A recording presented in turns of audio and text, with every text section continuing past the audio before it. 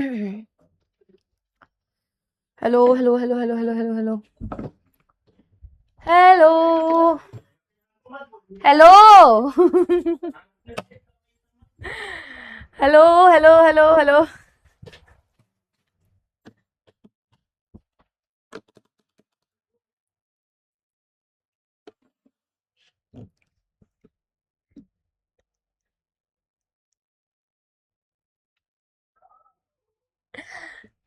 Hello बच्चों, नमस्कार, राधे राधे, राम राम और सबको मेरा सलाम। तो कैसे हैं आप सभी लोग? आई होप आप सब बढ़िया होंगे, मस्त होंगे, चकाचक होंगे और जोरदार तरीके से अपनी अपनी पढ़ाई में लगे होंगे। तो क्या हाल चाल है मेरे रसगुल्लो, मेरे लाडलो, मेरे जिगर के टुकड़ों?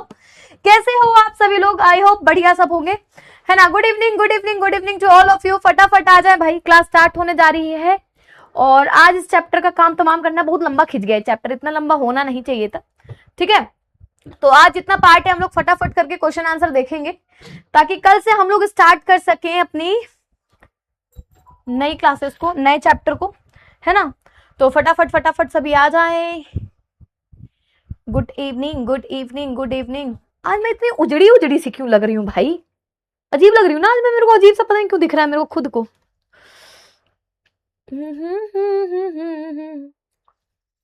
एक तो लग रहा है आज मेरा ये नाखून शहीद होगा।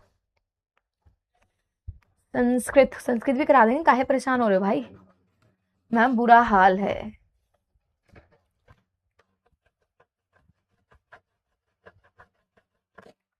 चलो शुरू करें फिर। अजीब सी लग रही हूँ ना? ओ, मैंने चश्मा नहीं लगाया। अभी भी तो मैं सोचूं why I am looking to. Ma'am आप शादी कब करेंगी? यार इन सवालों से तुम लोग कभी मेरा पीछा छोड़ोगे कि नहीं छोड़ोगे? हैं? मैं इस सवाल से परेशान हो चुकी हूँ। मैम शादी कब करोगे, कब करोगे? ऐसा बम फोड़ूंगी ना, देखते रहो। नहीं करनी मेरे को शादी, और किसी दिन आके बम फोड़ दूंगी मैं, बस, समझे? चल, तो शुरुआत करते हैं भाई क्लास की। आज की क्लास में जो हम लोगों ने टॉपिक पढ़ रहे थे, अशोक के फूल, उसी को आगे कंटिन्यू करने वाले हैं। और कहां तक पढ़ा था, ये तो नई पीपीटी आ गई, मुझे खुद को याद नहीं है कहां से पढ़ा था मैंने। भाई कोई मेरे को वो लाइन बता देगा कि हमने कहां तक पढ़ा था?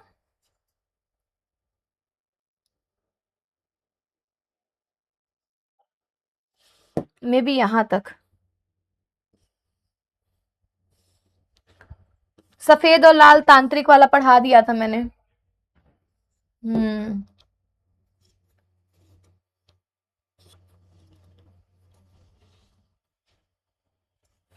यहां तक पढ़ा था, है ना। चलो, तो भाई शुरुआत करते हैं, ठीक है। अब समझिएगा ध्यान से आप। हाँ हाँ, ये पंख कहाँ है? Very good. मौसम बहुत बेकार है यहाँ, जिंदगी बेकार हो रखी है। मौसम की क्या बात कर रहे हो?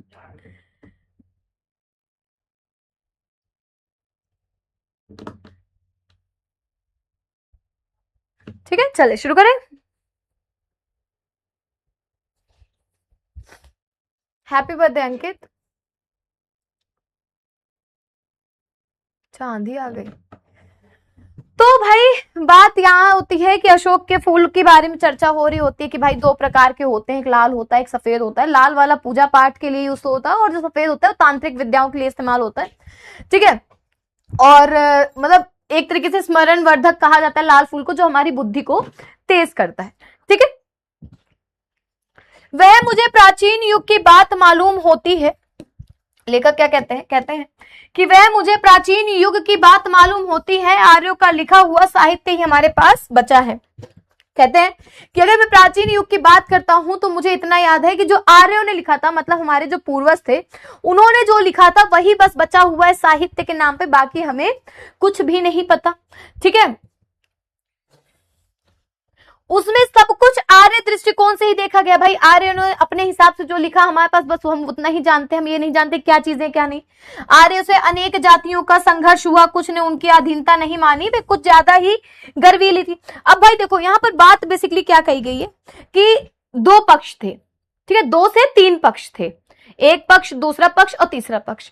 अब इन तीनों में आपस में क्या चल रहा था, क्या नहीं चल रहा था, क्या पता कभी लड़ाई हुई हो आपस में इन लोगों की, क्या पता कुछ ना कुछ लेकर बात बहस हुई हो, क्या पता एक दूसरे से नफरत करते हो, या क्या पता इन लोगों का एकदम अलग ही लेवल का रिश्ता चल रहा हो। ठीक है, अब इन तीनों में से दो ने कुछ भी नहीं लिखा और एक व्यक्ति ने अपने पूरे जीवन का इतिहास लिख डाला, साथ में इन तीनों के अपन तीनों के बारे में उन्होंने बताया।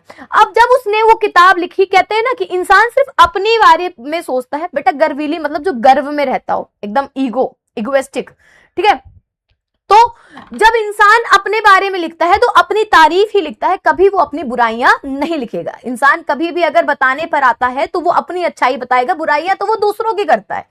वो बात अलग है कि हाँ दोनों में क्या ऐसी बातें रही हो, क्या पता इनकी भी गलती हुई हो, क्या पता उनकी भी गलती हुई हो। तो वही बात बोली कि आर्य ने जो साहित्य में लिख दिया हम सिर्फ उतना जानते हैं, लेकिन क्या पता कि जिनके साथ, कई जातियों के साथ इनकी ना बनी हो, कई लोगों ने इनकी अधीनता को ना स्वीकार किया हो कि हम तुम्हारे कहने पर नहीं चलेंगे, है ना। तो जो उन्होंने बताया हम तो बस उतना ही जानते हैं। वो कुछ ज्यादा ही गर्वीली थी, जिन्होंने उनकी अधीनता को नहीं स्वीकारा वो कुछ ज्यादा ही गर्वीली थी, इगोइस्टिक थी, मतलब कह सकते हो उनके अंदर गर्व बहुत था। संघर्ष खूब हुआ, खूब संघर्ष हुए होंगे, युद्ध हुए होंगे।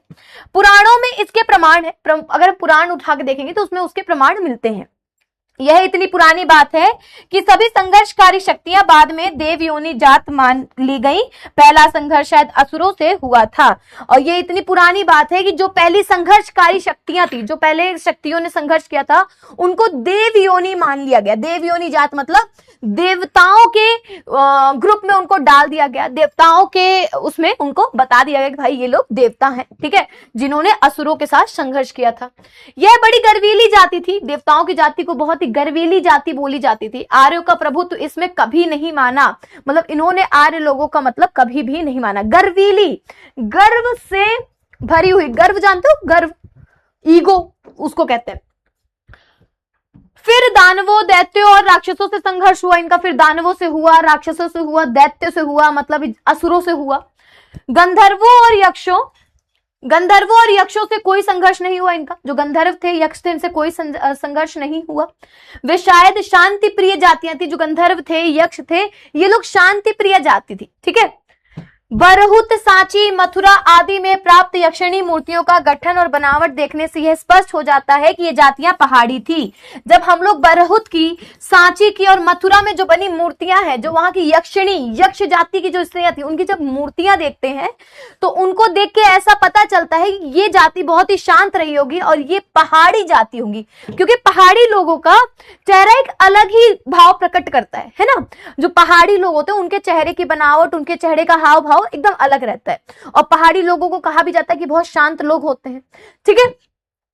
हिमालय का देश ही गंधर्व, यक्ष और अप्सराओं की निवास भूमि है। कहा जाता है हिमालय के देश में ही यक्ष आए थे, गंधर्व आए थे, अप्सराएं आई थी, ठीक है।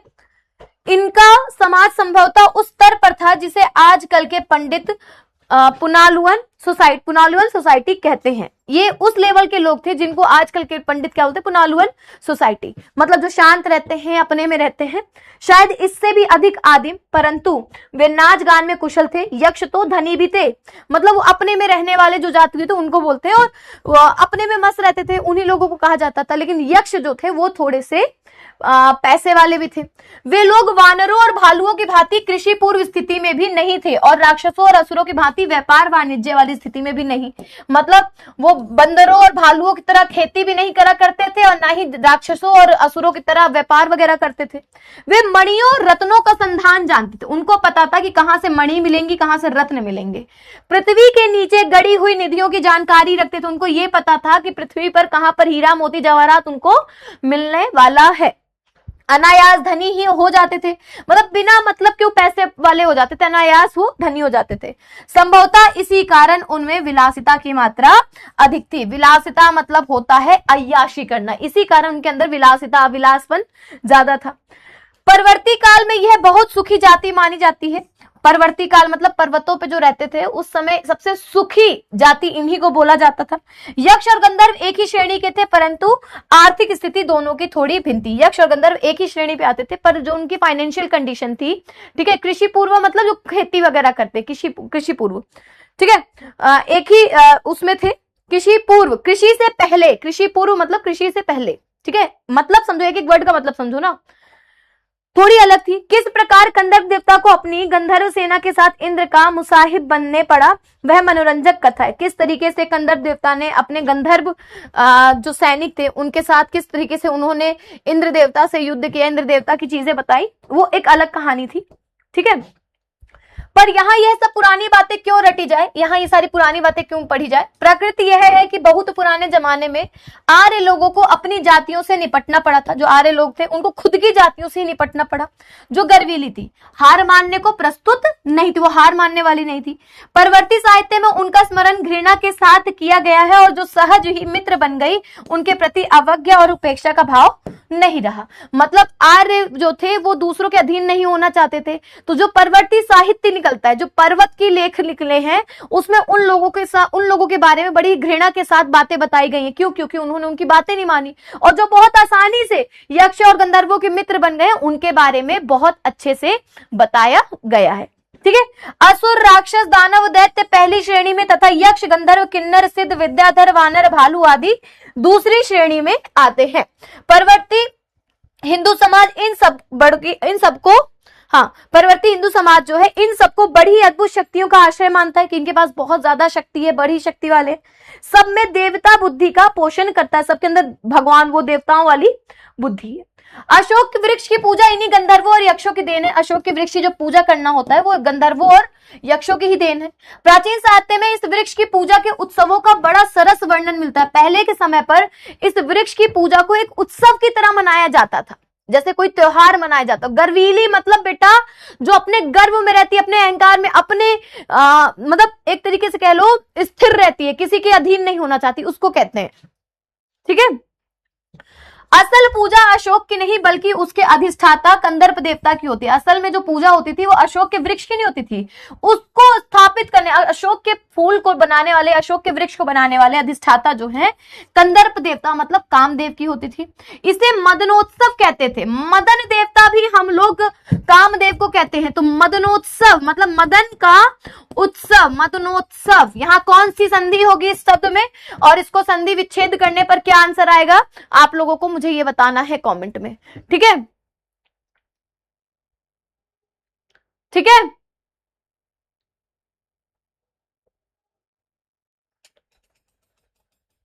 चलो। महाराज भोज के सरस्वती कंठाभरण से जान पड़ता है, महाराज भोज की जो पुस्तक है सरस्वती कंठाभरण से ये पता चलता है कि यह उत्सव त्रयोदशी के दिन होता था। त्रयोदशी जानते हो, उसके दिन हुआ करता था। मालविकाग्नि मित्र और रत्नावली में इस उत्सव का बड़ा ही सरस मनोहर वर्णन मिलता है। इन पुस्तकों से हमें इसके बारे में पता चलता है। मैं जब अशोक के लाल स्तवकों को देखता हूं, जब भी मैं अशोक के लाल गुच्छों को देखता हूं, तो मुझे वह पुराना वातावरण प्रत्यक्ष दिखाई दे जाता है। वो पुरानी चीजें सारी दोबारा दिखाई दे जाती हैं। ठीक है, राजघरानों में साधारणतः रानी ही अपने सनुपर चरणों के आघात से ही इस रहस्यमय वृक्ष को पुष्पित किया करती थी। अपने पैरों के चोट से ही इस पुष्प को क्या किया करती थी, जैसे देखो ये पैर से वो कर रही है ना, इसको विकसित करती थी। कभी कभी रानी अपने स्थान पर किसी अन्य सुंदरी को नियुक्त कर दिया करती थी कि जाओ मेरी जगह पर तुम कर लो। कोमल हाथों में अशोक पल्लवों का कोमलतर गुच्छ आया, अलतत से रंजित नुपुर में चरणों में मृदु आघात से अशोक का पाददेश आहत हुआ, नीचे हल्की रुंझुन और ऊपर लाल फूलों का उल्लास। पैरों से हल्का सा मारती थी और ऊपर से फूल गिरने लगते थे। किसलय और कुसुम स्तव को, किसलय मतलब जो नए पत्ते होते हैं, ठीक है, किसलय का मतलब होता है नए पत्ते, लिखते चलिए। और जो कुसुम स्तवक थे, कुसुम मतलब पुष्प, स्तवक मतलब गुच्छे, फूलों के गुच्छों की मनोहर छाया के नीचे स्फटिक के आसन पर अपने प्रिय को बैठाकर सुंदरियां अबीर, कुमकुम, चंदन और पुष्प संभार से पहले कंदर्प देवता की पूजा करती थी और बाद में सुकुमार भंगिमा से पति के चरणों पर वसंत पुष्पों की अंजलि बिखेर देती थी। कैसे करती थी, पहले वो अपने पति को उस वृक्ष के नीचे बैठाती थी, ठीक है, फिर उस वृक्ष का पूजा करती थी और फिर उसके बाद अपने पति का पूजन करती थी। जैसे यहाँ पर इनके हस्बैंड बैठे हुए हैं, ये हमारी स्त्री है, ठीक है, तो पहले पेड़ की पूजा होती थी और फिर उसके बाद अपने पति की पूजन करती थी। क्लियर? मैं सचमुच इस उत्सव को मादक मानता हूं, एक तरीके से जो लोगों को अपनी ओर आकर्षित करे। ठीक है, अशोक के स्तवकों में वह मादकता आज भी है जो दूसरों को खींच सके, पर पूछता कौन है कि इन फूलों के साथ क्या मामूली स्मृति जुड़ी हुई है। अशोक के फूलों में आज भी ताकत है जो लोगों को अपनी ओर खींच ले, पर उनको पूछता कौन है, क्या उनकी यादें जुड़ी हुई हैं। भारतवर्ष का स्वर्ण युग इस पुष्प के प्रत्येक दल में लहरा रहा है। भारतवर्ष का जो स्वर्ण युग था इस फूल के हर एक दल में, हर एक पत्ती में लहरा रहा है। कहते हैं दुनिया बड़ी भुलक्कड़ है, मोस्ट इंपॉर्टेंट पैराग्राफ अंडरलाइन कर लेना, ठीक है, कि कहते हैं दुनिया बहुत ही भुलक्कड़ है, केवल उतना ही याद रखती है जितने से उसका स्वार्थ सत्ता है। भाई ये बात तो एकदम सही बोली गई है कि जो दुनिया है वो बड़ी भुलक्कड़ होती है, जब तक उसका स्वार्थ सामने वाले से निकल रहा है तब तक वो उसको याद करेगा, और जिस दिन उसका काम उससे पूरा हो जाएगा कुछ दिन बाद वो उसको भूल जाएगा। तो जिस दिन तक स्वार्थ बन रहा है तब तक तुमको याद करेंगे, जिस दिन स्वार्थ खत्म उस दिन भैया जय श्री राम चलत बनी, ठीक है। बाकी को फेंक कर आगे बढ़ जाती है, बाकी लोगों को फेंक कर आगे बढ़ जाती है। शायद अशोक से उसका स्वार्थ नहीं सदा, शायद अशोक से उसका कोई काम नहीं था, ठीक है। क्यों उसे वह याद रखती, सारा संसार स्वार्थ का अखाड़ा ही तो है, सारा संसार स्वार्थ के लिए तो जी रहा है, ठीक है। अशोक का वृक्ष जितना भी मनोहर हो, जितना भी रहस्यमय हो, जितना भी अलंकारमय हो, परंतु वह उस विशाल सामंत सभ्यता की परिष्कृत रुचि का ही प्रतीक जो साधारण प्रजा के परिश्रमों पर पली थी। वो कितना भी विशाल क्यों ना हो, कितना भी सुंदर क्यों ना हो, कितना भी प्यारा क्यों ना हो, लेकिन वो उसी सामान्य सभ्यता की परिष्कृत रुचि का ही प्रतीक है, उस समय के साम्राज्य का ही प्रतीक है जो साधारण प्रजा की मेहनत के ऊपर बनी थी, उसके रक्त के संसार कणों को खाकर बड़ी हुई थी, उन्हीं लोगों के रक्त के संसार कणों को खाकर बड़ी हुई और लाखों करोड़ों की उपेक्षा से जो समृद्ध हुई थी। कितने लोगों ने उसको उपेक्षा की, कितने लोगों ने उसको हटाया, उससे बड़ी हुई। वे सामंत उखड़ गए, वो उस समय का साम्राज्य चला गया, समाज ढह गए और मदनोत्सव की धूमधाम भी मिट गई। वो जो मदनोत्सव मनाया जाता था, ठीक है, वो क्या होता था, वो धूमधाम भी एकदम से खत्म हो गई। संतान कामनियों के गंधर्वों से अधिक शक्तिशाली देवताओं का वरदान मिलने लगा। मतलब पहले ये होता था कि वो लोग अशोक के वृक्ष के नीचे जाती थी, पूजा करती थी ताकि उनको संतान मिले, लेकिन फिर नए नए देवता आ गए कि भाई इनका पूजा करो, ये तुम्हें जल्दी बालक दे देंगे, है ना। पीर बाबा आ गए, भूत भैरव आ गए, काली दुर्गा आ गई, तांत्रिक आ गए कि इनकी पूजा करो, इनसे जल्दी तुमको बच्चा पैदा हो जाएगा, ठीक है। तो अशोक के वृक्ष को सभी भूल गए, यक्षों की इज्जत घटा दी गई, दुनिया अपने रास्ते चली गई, अशोक पीछे छूट गया, जो दुख था वो पीछे चला गया, ठीक है। अब आगे समझो। मुझे मानव जाति की दुर्दम निर्मम धारा के हजारों वर्ष का रूप साफ दिखाई दे रहा है। जो मानव जाति की जो दुर्दम निर्मम धारा थी, जिसमें लोगों ने ना जाने क्या क्या नहीं किया, अशोक के फूल के इज्जत नहीं की, मतलब एक तरीके से कह लो अपनी संस्कृति की इज्जत नहीं की। यहाँ पर अशोक का फूल सिंपल सा अपनी संस्कृति को लेकर बोला गया है। मनुष्य की जीवनी शक्ति बहुत बड़ी निर्मम है, ठीक है, बहुत ही निर्मम है। निर्मम का मतलब होता है जिसके अंदर दया ना हो। निर्मम का मतलब क्या होता है, जिसके अंदर दया ना हो, ठीक है। वह सभ्यता और संस्कृति के वृथा मोह को रौंदती चली आ रही है। वही लोग हमारी सभ्यता को और संस्कृति के जितना भी मोह है सबको कुचलती आ रही है। न जाने कितने धर्माचारों, विश्वासों, उत्सवों और व्रतों को धोती बहाती यह जीवन धारा आगे बढ़ी। न जाने कितने धर्माचार होते थे, विश्वास होते थे, व्रत होते थे, आज के लोग उस सब को रौंदते हुए आगे चली जा रही है। मतलब हमारी संस्कृति का धीरे धीरे नामो निशान मिटता जा रहा है, ठीक है। संघर्षों से मनुष्य ने नई शक्ति पाई है। जितने संघर्ष किए उससे मनुष्य ने क्या किया है, नई शक्ति पाई है। हमारे सामने समाज का आज जो रूप है वह न जाने कितने ग्रहण और त्याग का रूप है। आज हमारे सामने जो समाज खड़ा है, न जाने इसने क्या क्या ग्रहण किया है और क्या क्या चीजें त्यागी है, ये उसी का रूप है। देश और जाति की विशुद्ध संस्कृति केवल बाद की बात है। देश की और जाति की जो विशुद्ध संस्कृति है ये बहुत ही बाद की बात है। सब कुछ में मिलावट है, सब कुछ अविशुद्ध है, सब कुछ मिलावट है, सब कुछ अविशुद्ध है, कुछ भी हमें प्योर या फिर कह सकते हो पवित्र नहीं मिला। शुद्ध केवल मनुष्य की दुर्दम जिजीविसा है। जीने की जो इच्छा है ना, मनुष्य की जो जीने की इच्छा है कि उसके लिए वो कुछ भी कर जाए, किसी भी हद तक चला जाए, शुद्ध सिर्फ वही है। इंसान अपनी जीने की इच्छा को पाने के लिए हर प्रकार के कार्य कर सकता है, ठीक है। इंसान के अंदर ये चीजें होती हैं। वह गंगा की अबाधित अनाहत धारा के समान सब कुछ को हजम करने के बाद भी पवित्र है। जैसे कहा नहीं जाता है कि भाई गंगा जी नहा लो सबके पाप धुल जाएंगे, और ना जाने रोज कितने लोग गंगा जी नहाते हैं अपने पाप को धोने के लिए, और अपने पाप धो धो के वो गंगा से बाहर आ जाते हैं। हमारी जो गंगा जी हैं वो उन पापों को धो के चली जाती है, तब भी गंगा को पवित्र कहा जाता है। उसी प्रकार मनुष्य के बारे में यहाँ चर्चा करी गई है कि जैसे गंगा में हजारों लोग डेली का पाप धोने के बाद भी गंगा को पवित्र कहा जाता है, वैसे ही जो मनुष्य है, ठीक है, वो अनाहत धारा के उसी प्रकार वो हर प्रकार के कर्म करने के बाद, हर प्रकार का कार्य करने के बाद उसको हजम कर जाएगा और अपने आप को पवित्र ही मानेगा। सभ्यता और संस्कृति का मोह क्षण भर बाधा उपस्थित करता है। सभ्यता और संस्कृति का जो मोह होता है वो थोड़ी देर के लिए ही बाधा उत्पन्न करता है, पर धर्माचार का संस्कार थोड़ी देर तक इस धारा में टक्कर लेता है। जो धर्माचार होते हैं, संस्कार होते हैं, ये बस कुछ ही देर के लिए इस धारा से टक्कर लेते हैं, जितना कुछ, ठीक है, और पर इस दुर्दम धारा में सब कुछ बह जाते हैं। फिर उसके बाद जैसे गंगा की तेज धारा नहीं होती, सब कुछ बहा ले जाती है, वैसे संस्कार, धर्माचार, भरण, मोह, माया सब बह जाता है, ठीक है। जितना कुछ इस जीवनी शक्ति को समर्थ बनाता है उतना उसका अंग बन जाता है। जितना हमारे शरीर के लिए जरूरी होता है हम उसी को उतना अपना लेते हैं, बाकी फेंक दिया जाता है, और जो बचता है वो हम फेंक दिए जाते हैं। धन्य हो महाकाल, तुमने कितनी बार मदन देवता का गर्व खंडन किया है। फिर वो शंकर भगवान कहते कि धन्य हो भोलेनाथ, न जाने तुमने कितनी बार कंदर्प देवता के घमंड को क्या किया है, कंदर्प देवता के घमंड को खत्म किया है, अंत किया है, ठीक है। धर्मराज के कारागार में क्रांति मचाई है। जो धर्मराज के कारागार थे उसमें तुमने क्रांति मचाई है। यमराज के निर्णय तारल्य को पी लिया, यमराज का जो निर्णय था उसके तारल्य को तुमने पी लिया है।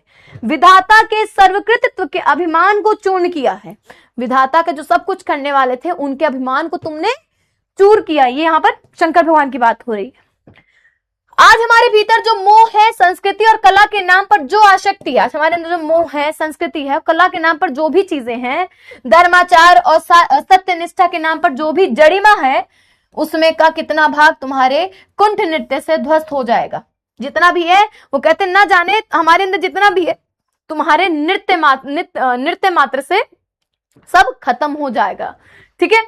कौन जानता है, मनुष्य की जीवन धारा फिर भी अपनी मस्तानी चाल पे चलती जाएगी, लेकिन जो मनुष्य है वो अपनी धारा को उसी प्रकार आगे बढ़ता जाएगा मस्तानी चाल से जैसे वो चल रहा है।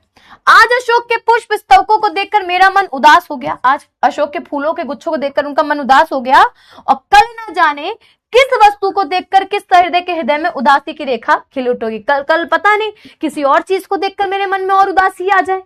जिन बातों को मैं अत्यंत मूल्यवान समझ रहा था, कहते जिन बातों को मैं बहुत मूल्यवान समझ रहा था, जिनके प्रचार के लिए चिल्ला चिल्ला कर गला सुखा रहा हूं, जिनके प्रचार के लिए मैं चिल्ला चिल्ला कर अपने गले को सुखा रहा हूं, दुर्दम मतलब बेकार, ठीक है, उनमें कितनी जिएंगी और कितनी बह जाएंगी। आज मैं जो ये लिख रहा हूं, न जाने कितनी बातें सच रहेंगी, कितनी बह जाएंगी। कौन जानता है मैं क्या शौक से उदास हूं, और माया काटे कटती नहीं। कौन जानते मैं किस कारण उदास हूं, और ये सब काटे कटती नहीं, ठीक है।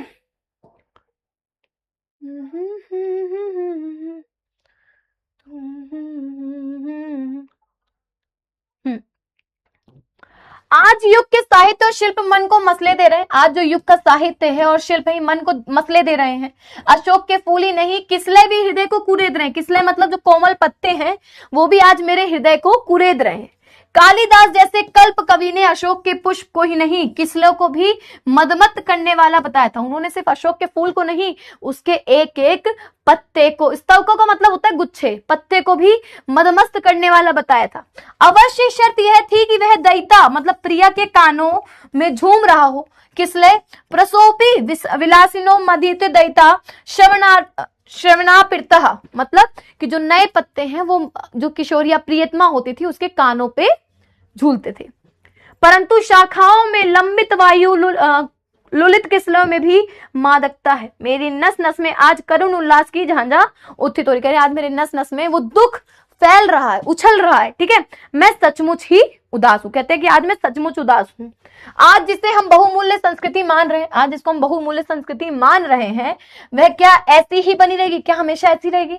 सम्राटों सामंतों ने जिस आचार निष्ठा को इतना मोहक और मादक रूप दिया है, जिन्होंने इसको इतना मोहक और मादक रूप बनाया है, वह लुप्त हो गई। धर्माचार्यों ने जिस ज्ञान और वैराग्य को इतना महार्घ समझा था, वह लुप्त हो गया है। ये सारी चीजें आज खो चुकी हैं। ठीक है, मध्य युग के मुसलमान रईसों के अनुकरण पर जो रस राशि उमड़ी थी, वह वास की भांति उड़ गई है। जो उस समय मुसलमान आए थे, रईस आए थे, आज वो सब समाप्त हो चुके हैं।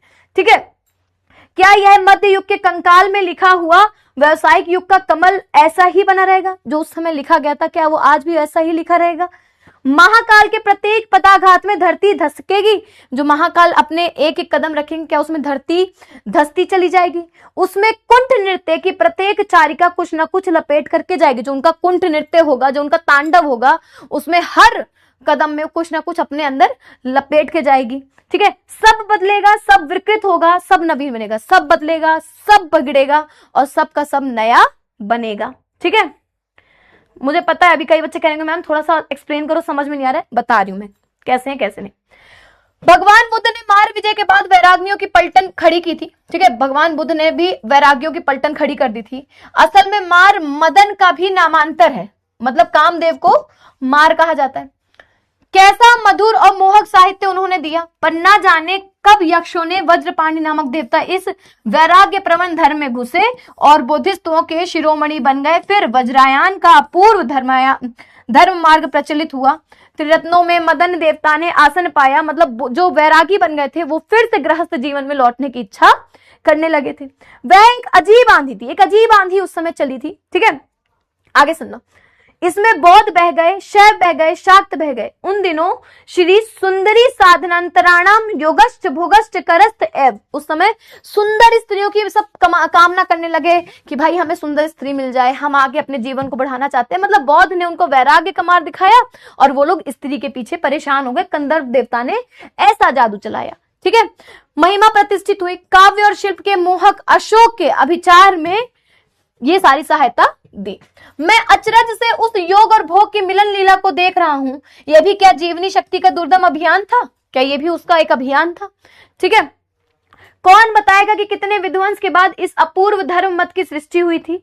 अशोक स्तवक का हर फूल और हर दल इस विचित्र परिणति की परंपरा ढोए जा रहा है। जो अशोक का फूल है वो सबको ढोए जा रहा है। शिरोमणि, शिरोमणि होता है सिर, सिर मणि, सर पर रखने वाला ताज मणि।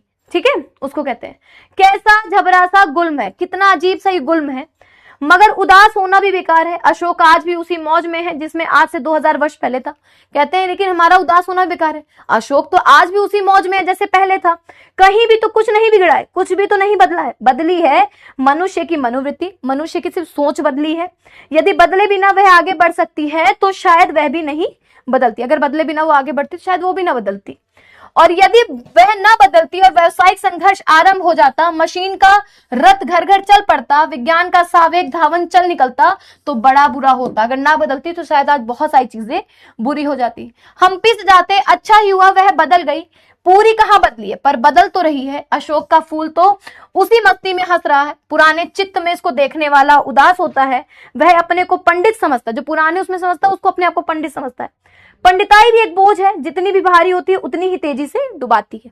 पंडिताई को लोग एक बोझ समझते हैं, जितना उसको बोझ समझोगे, भारी समझोगे, वो उतना तेजी से उसको डुबाएगा। जब वह जीवन का अंग बन जाती है, लेकिन जब पंडिताई हमारे जीवन का अंग बन जाती है तो सहज हो जाती है, तब वह बोझ नहीं रहती। वह उस अवस्था में उदास भी नहीं करती। कहां अशोक का कुछ भी तो नहीं बिगड़ा है, कितनी मस्ती में झूम रहा है। कालिदास इसका रस के ले सके थे अपने ढंग से, मैं भी ले सकता हूं अपने ढंग से। उदास होना बेकार है। तो भाई ये जो चैप्टर था अशोक का फूल, सबके ऊपर से चला गया, मुझे पता है, क्योंकि ये चैप्टर है थोड़ा सा आपको कंफ्यूज करने वाला चैप्टर है। आप लोगों, कई बच्चों, पंडिताई मतलब पूजा पाठ करते हैं जो लोग, ठीक है, कई बच्चों को समझ में नहीं आया होगा क्योंकि ऊपर से जा रहा है। और सबसे बड़ा कारण ये है कि जो अभी बीच बीच में गैपिंग हो गई है काफी दिन की। ठीक है, तो इस चैप्टर, मनोवृत्ति मतलब मन की इच्छा, ठीक है, आई नो काफी बच्चों को समझ में नहीं आया होगा। ये चैप्टर थोड़ा सा है कंफ्यूजिंग, तो मैं बता रही हूँ करना क्या है आप लोगों को। समझिए सारे बच्चे।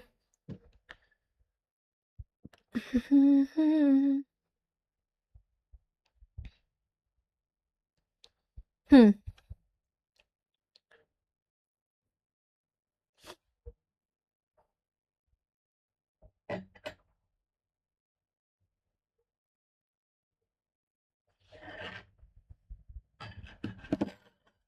समझिए, अभी इसका एक्सप्लेनेशन देखो, जितना समझाया पहले ये समझ लो। अभी आप लोगों का हुआ क्या, सबसे मेन रीजन क्या है कि अभी ना आप लोगों के काफी गैपिंग हो गई है, ठीक है। अभी आप लोगों में काफी ज्यादा गैपिंग हो गई इस चैप्टर में। अब समझो इसको समझना कैसे। आप लोग आज बैठिएगा, ठीक है, मैं बता रही हूँ, मैं शॉर्ट में ही बता रही हूँ। आप लोग आज इसमें बैठिएगा, ठीक है। बैठने के बाद इस क्लास को पूरा समझिएगा, ठीक है बच्चा। आई नो काफी बच्चे बाद में ज्वाइन किए तो उनको समझ में नहीं आ रहा है, ठीक है। समझो आप लोग आज बैठिएगा, इस क्लास को 2x की स्पीड पे, मतलब इससे पहले वाली क्लास को भी 2x की स्पीड पे आप लोग देखिएगा, ठीक है। तो आप लोगों को थोड़ा सा क्लियर हो जाएगा। अभी आप लोग ऐसे बीच में पढ़ रहे हो ना तो थोड़ा सा समझ नहीं आ रहा। अब समझो बेसिकली इसमें क्या बताया गया है, मैं एक बार समरी बता देती हूँ तुम लोगों को, ठीक है। मैं एक बार आप लोगों को समरी बता देती हूँ।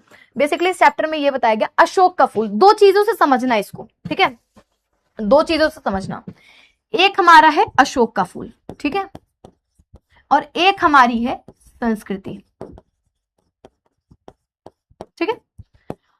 अशोक का फूल लड़का है और संस्कृति लड़की है, ध्यान से समझिएगा, ठीक है, तभी क्लियर होगा। एक केस है, ठीक है, हमें इन दोनों का इतिहास एक है, इन दोनों का इतिहास एकदम सेम है, मध्यमता मतलब बीच का। इन दोनों का जो इतिहास है वो एकदम एकदम एकदम डिट्टो सेम है। अब हमारे लेखक को इतिहास बताना था संस्कृति का, कि किस प्रकार से हमारी संस्कृति डूबती जा रही है। पहले के लोग कितना मानते थे, देवता लोग आए थे, न जाने कितने व्रत और पूजा पाठ धर्माचार, ठीक है, ये सारी चीजों की बात करते थे, ठीक है। लेकिन धीरे धीरे वो समय आ रहा है कि लोग अपने आप को आगे बढ़ाने के चक्कर में अपनी संस्कृति को, अपने व्यवहार को, अपने आचरण को भूलते जा रहे हैं, ठीक है, भूलते जा रहे हैं। क्लियर बच्चा? अब हम लोग क्या करेंगे, अब लेखक डायरेक्ट किसी के लड़की के बारे में ऐसे नहीं बता सकता, लेखक जो है ऐसे डायरेक्ट किसी के बारे में नहीं बता सकता। तो उन्होंने किसका उदाहरण लिया, उन्होंने लिया अशोक के फूल का। अशोक के फूल के सहारे इन्होंने पूरा का पूरा संस्कृति के बारे में बताया। अब समझिएगा क्या बताया, संस्कृति, ठीक है। कुंठ नृत्य जो हम लोग, वो तांडव होता है ना शंकर भगवान का, उसको बोला जाता है, गुस्से में जो नाचा जाता है, ठीक है। क्या बताया कि अशोक का फूल है, उसको जब भी मैं देखता हूं तो मेरा मन बड़ा उदास हो जाता है। लेखक कहता है कि मेरा मन बहुत उदास हो जाता है। ऐसा नहीं है कि मैं उसके भविष्य के बारे में सोच लेता हूं कि भाई आगे इसका क्या होगा क्या नहीं होगा। मैं ये सोचता हूं कि इतने सुंदर फूल को आज कोई क्यों नहीं पूछता, क्योंकि अगर इस फूल के बारे में हम जाने, वो कहते हैं अगर इस फूल का इतिहास निकालें तो भाई इस फूल की तो बहुत महत्वता है, ठीक है। ध्यान से सुनिएगा, मैं सारी चीजें बता रही हूं, इस फूल की बहुत महत्वता है भाई। जो कामदेव, जिनको प्रेम का देवता बोला जाता है, जिनको सुंदरता का देवता बोला जाता है ना, जिनको विलास का देवता बोला जाता है, उनके कह सकते हो जो बाण है उसमें 5 तीर होते हैं, ठीक है। उन 5 तीरों में से एक तीर होता है हमारा अशोक का फूल। तो बताओ आज के समय पर इसको क्यों नहीं पूछा जा रहा है, कुछ तो कारण होगा। फिर वो इसके इतिहास में घुसते हैं, फिर वो कहते हैं कि भाई अगर हम देखें तो कालिदास ने अपनी रचनाओं में अशोक के फूल की बहुत चर्चा की, बहुत सारी चर्चा की कि अशोक का फूल बहुत सुंदर है, ये है वो है, मतलब बहुत सारी चर्चाएं की। एक अलग ही लेवल का इसका क्रेज बनाया था कालिदास ने अपनी रचनाओं में, ठीक है। कालिदास ने अपनी रचनाओं में अशोक के फूल का एक अलग लेवल का क्रेज बनाया था। जैसे एक कोई हीरो नहीं होता है, एक टाइम पर आता है, काफी फेमस होता है, एक दो मूवी में इतना हिट हो जाता है, इतना हिट हो जाता है कि भाई सब लोग उसके फैन हो जाते हैं, लेकिन धीरे धीरे धीरे धीरे वो एकदम से गायब हो जाता है ना। तो कुछ ऐसा सीन है यहाँ पर। अशोक का फूल आया और कालिदास ने उसके बारे में बहुत बताया। अब ऐसा तो था नहीं कि भाई कालिदास के बताने से पहले वो फूल नहीं था जीवन में, फूल पहले भी रहा होगा, पेड़ पहले भी रहा होगा, ठीक है। तो वही चीज बताई गई कि कालिदास ने उसको एक तरीके से बढ़ाया। और फिर कालिदास की कविताएं पहले के राजा महाराजा सुनते थे, फिर मुसलमानी सल्तनत आ गई, उन लोगों ने उनकी कविताएं ना सुनना पसंद की, उनको तो अपनी भाषाओं की उर्दू की कविताएं पसंद आने लगी, ठीक है, शायरी वगैरह, शायरी मुशायरा वगैरह पसंद आने लगी। तो उन्होंने कालिदास की कविताएं पढ़ना, बोलने के लिए बंद कर दी। अब जैसे उनकी उधर बंद हुई, वैसे अशोक के फूल को सब भूलने लगे, ठीक है। अशोक के फूल को सब भूलने लगे। फिर वो बताने लगे कि अशोक के फूल का इतिहास कैसे आया, कौन लेकर आया, यक्ष आए, मतलब पहले सीधा पृथ्वी में हम ही लोग थोड़ी टपके ऊपर से पट्ट से भगवान फेंके, हम नीचे आके टप्प से गिर गए हैं, है ना। तो हम लोग डायरेक्ट नहीं आए, बहुत सारे देवता लोग आए, पहले देवता आए, राक्षस आए। तो ये जो आर्य थे, यक्ष थे, ये सब देवताओं की कैटेगरी है, लोग कैटेगरी में बांट देते हैं। पर्वत के देवताओं का नाम अलग रखा गया था, समतल के देवताओं का नाम अलग था, साउथ के देवता अलग लेवल के रहते थे, मतलब सारे देवताओं का अलग अलग कैटेगरी बना दी गई। उसमें दानव भी आ गए, दैत्य भी आ गए, राक्षस भी आ गए, ठीक है। तो सबको अलग अलग बना दिया गया, ठीक है, सबको अलग अलग बना दिया गया। अब उनकी कैटेगरियां जब बांट दी गई तो उन्हीं के बारे में बताने लगे। अब देवता जरूर अलग अलग थे, लेकिन आपस में उन लोगों की नहीं पटती थी। वो कहते थे कि भाई तुम हमारे साथ में आ जाओ, वो कहते थे नहीं हम तुम्हारे साथ नहीं आएंगे। तो यही सारी कहानी बताई गई। फिर कहते हैं कि अशोक के वृक्ष की पूजा होती थी, एक मदनोत्सव मनाया जाता था। जो इसके मेन पॉइंटर्स है वो मैं तुम लोगों को बता रही हूँ। मदनोत्सव मनाया जाता था, जिसमें क्या होते थे, जिन स्त्रियों के भाई बालक नहीं होते थे, बच्चे नहीं होते थे, वो अशोक के फूल की पूजा करते थे, अशोक के वृक्ष की पूजा करते थे, ताकि उनको बच्चे हो जाए। और इनके सबूत कहाँ मिलते हैं, हमारे जो बरहुत हैं, सांची हैं, इन सब के, और मथुरा में यहाँ जो मूर्तियां बनी हैं वहां पर इनकी मूर्तियों में देखने को मिलता है। तो यही सारी चीजें बताई और अंत में कहते हैं कि हमें दुखी होने का कोई मतलब नहीं है भाई, ये समाज है। जैसे लोग अशोक के फूल को भूल गए, लेकिन तब भी वो अपना काम चला रहा है, खुश हो रहा है, वैसे ही हमारी संस्कृति है। संस्कृति लोग जरूर भूलते जा रहे हैं, लेकिन कहीं ना कहीं एक दो लोग उसको जीवित किए हुए हैं और संस्कृति अपने आप चल रही है। लेकिन एक समय ऐसा आएगा, जैसे अशोक के फूल को कोई फर्क नहीं पड़ता, वो रह जाएगा, हम आगे नहीं रह पाएंगे, वैसे ही संस्कृति हमारी वहीं रह जाएगी और हम आगे नहीं बढ़ पाएंगे। बेसिकली इस चैप्टर का मतलब ये है। बाकी इसको हम इतनी बार पढ़ेंगे बच्चा, हम इसको इतनी बार पढ़ेंगे, जो बच्चे कह रहे हैं ना अभी समझ में नहीं आया, रीजन भी कि अभी आप लोग पहली बार पढ़ रहे हो। अभी जब हमारा रिविजन होने लगेगा ना, तो ये चैप्टर आपके यहाँ घुस जाएगा, यहाँ फिर कहोगे अरे मैम इतना ईजी तो था, हम लोग काहे इतना परेशान थे। ठीक है, तो आप बिल्कुल परेशान मत होना कि मैम समझ नहीं आया है। आपको एक बार नहीं, हम 3 से 4 बार 5 बार इसको पढ़ाएंगे, आपको एकदम क्लियर हो जाएगा। अभी थोड़ा सा और समझना है तो एक बार जाके आप तीनों क्लासेस फिर से देख लीजिएगा। ठीक है बच्चा, ठीक है, क्लियर है अभी? नहीं, अभी क्लास खत्म नहीं हुआ, हम लोग क्वेश्चन आंसर डिस्कस करेंगे।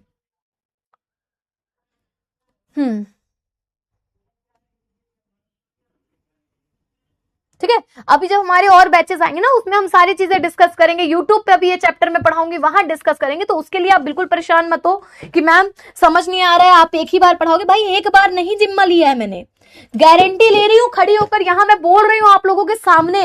मैं बार बार ये कह रही हूं कि एक बार नहीं 10 बार पढ़ाऊंगी, लेकिन जब तक समझ नहीं आएगा तब तक छोड़ूंगी नहीं।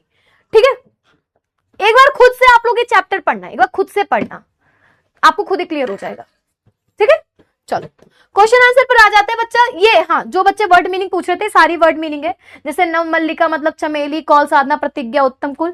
ठीक है, तुर्निल का मतलब तरकस होता है, पुष्पित फूलों से लदे हुए, उदास, चिंतित, ये सारे हैं। सौ कुमार है, सुकुमारता, ये कर्णावतंस, कर्ण के फूल। ठीक है, अलको से सिर बालों में, पुरुषोत्तम, आघात, ये सारी चीजें आपको यहाँ मिल जाएंगी। ठीक है, असंजनकारी, झंकार उत्पन्न करने वाला, छुन छुनमुन, छुनमुन छुनमुन।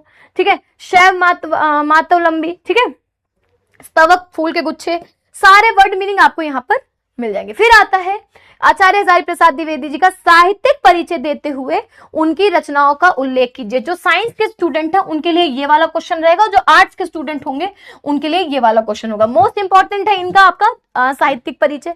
ठीक है बच्चा, तो जीवन परिचय वाले यहां से स्टार्ट करेंगे जो आर्ट्स के स्टूडेंट है, लेकिन अगर हम बात करेंगे साहित्यिक परिचय वालों की, यहां से, वो लोग यहां से शुरू करेंगे साहित्य के योगदान से। ठीक है, सारा आंसर इसमें लिखा हुआ है बच्चा। ठीक है, चलो रचनाएं, निबंध। फिर आपके पास ऐसा पैराग्राफ आएगा जिसमें से आपकी ये वाले पॉइंटर्स अंडरलाइन होगी। भारतीय साहित्य और इसलिए जीवन में भी इस पुष्प का प्रवेश निर्मम निर्गम दोनों ही विचित्र नाट्य व्यापार है, ऐसा तो कोई नहीं कह सकता। ठीक है, इससे रिलेटेड आपके सामने क्वेश्चन है। उपयुक्त गद्यांश के पाठ और लेखक का नाम लिखिए। प्रस्तुत गद्यावतरण हमारी पाठ्य पुस्तक गद्य गरिमा में संकलित तथा हिंदी सुविख्यात निबंधकार आचार्य हजारी प्रसाद द्विवेदी द्वारा लिखित अशोक के फूल नामक ललित निबंध से अवतरित हुआ है। ठीक है, ऐसे आप लिख सकते हो। अशोक के पुष्प कालिदास के महाकाव्य में किस भांति शोभा देता है, आप पढ़ते जाओगे, इसके सारे आंसर इसमें मिलते जाएंगे। क्लियर है? ठीक है बच्चा, मैथ वाले साइंस के हैं भाई, साइंस के स्टूडेंट ही हैं। क्लियर है? ये सारे क्वेश्चन आपके उपयुक्त गद्यांश के पाठ और लेखक का नाम लिखिए। सारे क्वेश्चन आंसर मैं इसमें लेके आई हूं, आप लोग पढ़ोगे आपको एकदम क्लियर होता जाएगा भाई। और कल की क्लास मोस्ट इंपॉर्टेंट होने वाली है कल, क्योंकि मैं बहुत इंपॉर्टेंट पोएम पढ़ाने जा रही हूँ और उस पोएम को पढ़ाने में एक अलग लेवल का ही मजा आता है, एक अलग लेवल की ही एनर्जी रहती है। ठीक है मैम, आपके कितने बच्चे हैं? भैया ब्याह नहीं हुआ है तो बच्चा कहां से हो जाएगा? है नालायक इंसान, गधा नहीं तो। क्या क्वेश्चन पूछते रहते हो जी, zero civic sense.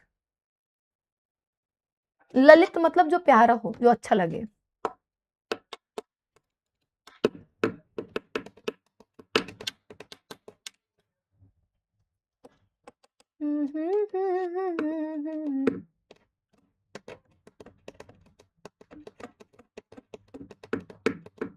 Ma'am reply क्यों नहीं दे रही हो? क्या हो गया बच्चे? हाँ बुक से भी क्वेश्चन कर सकते हो।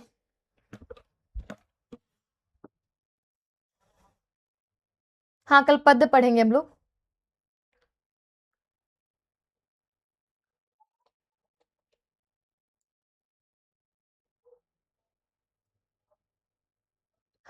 हम लोग भी तो क्यूट है, तुम लोग तो हो माई क्यूटी ब्यूटी।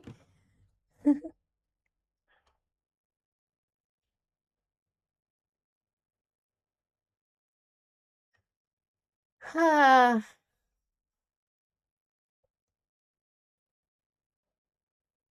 नोट्स बैच पे ही मिल जाएंगे, परेशान मत हो। छुट्टी नहीं हुई।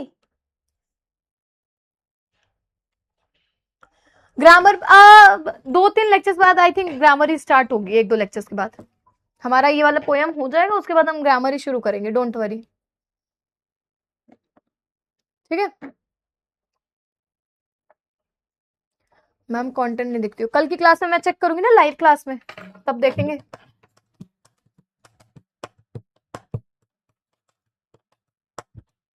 मैम मैथ वाले बच्चे कौन से करेंगे? बेटा आपको यही करेंगे साइंस। अरे साइंस स्ट्रीम में कौन कौन है भाई?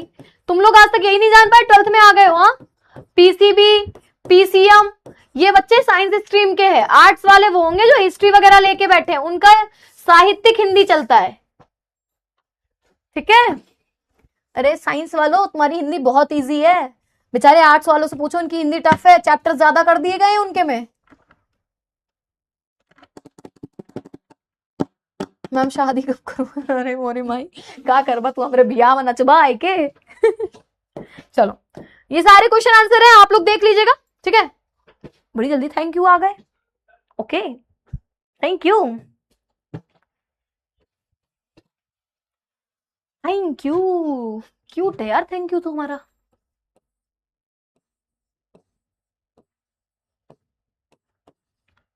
क्यों रोवे हर बात पे बंदिया। मैम जी सुन लीजिए। हाँ उमा बताओ।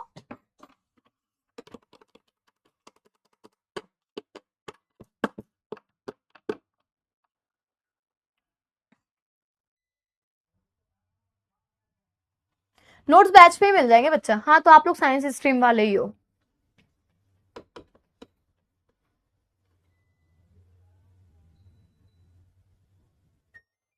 चलो चलते हैं फिर। ठीक है कल की क्लास में आप लोग के और डाउट देख लूंगी मैं। ठीक है बच्चा, मिलती हूँ आप लोगों से अगली बार अगली क्लास में। तब तक के लिए नमस्कार, टाटा बाय बाय, सायनारा, ख्याल रखिए, मस्त रहिए, खुश रहिए और स्वस्थ रहिए। जय हिंद, लव यू ऑल।